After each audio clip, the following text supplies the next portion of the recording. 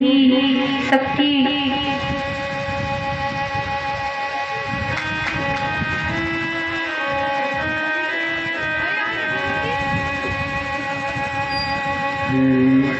गोविंद मेरो है, गोपाल मेरो है, गोविंद मेरो है, गोपाल मेरो है, गोविंद मेरो है, गोपाल मेरो है, गोविंद मेरो है, गोपाल मेरो है, गोविंद मेरो है, गोपाल मेरो है।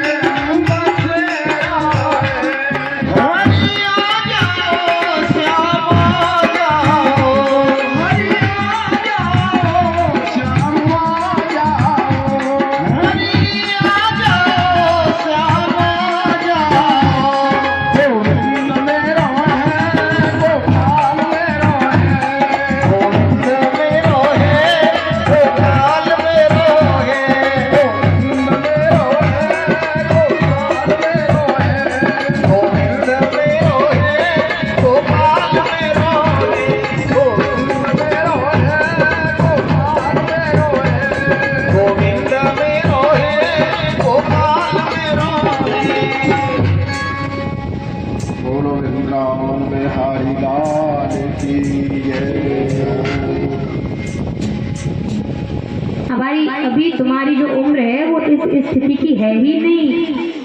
ध्रुव जी को बहुत समझाया, पर ध्रुव जी प्रतिज्ञा कर चुके हैं कि जंगली जानवर ही क्यों न खा जाए, और कह दिया जितने सारे गगन में उतने शत्रु होए और जापे कृपा रघुनाथ की बाल न बाका होए।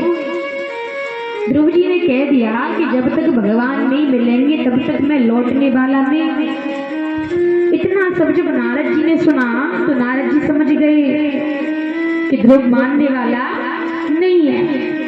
तो नारद जी ने ध्रुव जी के कान में एक मंत्र दे दिया और बोले कि बेटा इस मंत्र का जप करते हुए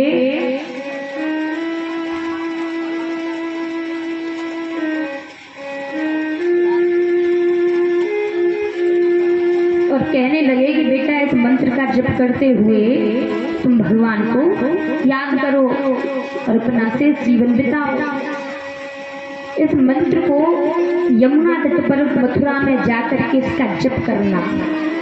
और इस मंत्र में एक चमत्कार है कि 7 रात्रि पर्यंत यदि कोई इसका अखंड जाप कर ले तो उसमें सिद्धों को देखने की शक्ति प्राप्त हो जाती है। जब पश्य परमो गुह्यम, ये परम गोपनीय जाप है।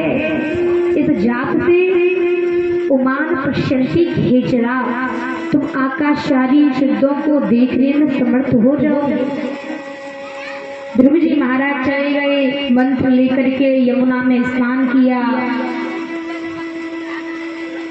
यमुना तट पर मथुरा में जो मधुवन है उस मधुवन में तुम भजन करो। और ध्रुव जी ने उसी मधुवन में बैठ करके भजन किया। आज भी वहाँ ध्रुव टीला बना हुआ है। उस मधुवन में ध्रुव जी ने व्रत लिया कि 3 दिन में एक बार फल आहार और 3 दिन तक निराहार। दूसरा महीना तपस्या का लगा तो 6 दिन में एक बार केवल घास और पत्ते चबाते। तीसरा महीना लगा तो 9 दिन में केवल एक बार जमुना जल पीते। चौथे महीने में 12 दिन में केवल एक बार वायु का आहार करते। और 5वां महीना लगते ही पैर के अंगूठे पर खड़े हो गए और ऐसा प्राणायाम चढ़ाया कि सारे संसार के प्राणियों का प्राण अवरुद्ध हो गया। सबकी सांसें रुक गई, देवता घबरा गए, प्रभु के शरण में पहुंचे। बोले प्रभु रक्षा कीजिए, हम सबकी सांसें रुक गई हैं। भगवान ने कहा घबराओ मत। शंख चक्र गदा पद्म लेकर के भगवान ध्रुव जी के सामने मधुवन में आकर के प्रकट हो गए। बोलिए भक्त वत्सल भगवान की। ध्रुव जी आंख बंद किए खड़े। प्रभु समझ गए कि आंख खोलने वाला नहीं है, क्योंकि हृदय में इसको मेरे दर्शन हो रहे हैं, हरि का दर्शन हो रहा है। तो भगवान ने उस हृदय की छवि को गायब कर दिया। ध्रुव जी के हृदय से भगवान गायब हो गए। तभी ध्रुव जी ने नेत्र खोल लिए। तो जो हृदय में जो छवि दिखाई दे रही थी वही नेत्रों के बाहर छवि दिखाई देने लगी। ध्रुव जी ने चरणों में प्रणाम किया, साष्टांग दंडवत किया, लेकिन मन में विचार लगा। उनके हृदय में ये बात छुप गई। सोचने लगे मतलब मैं एक अभागी माँ का बेटा हूँ, इसलिए मैं सिंहासन पर नहीं बैठ सकता। रोते रोते घर चले गए। माँ को सारी बातें बताई। माँ ने बड़े प्यार से ध्रुव जी को समझाया। कहने लगी कि देखो बेटा, सौतेली माँ का अधिकार अपनी माँ से अधिक होता है।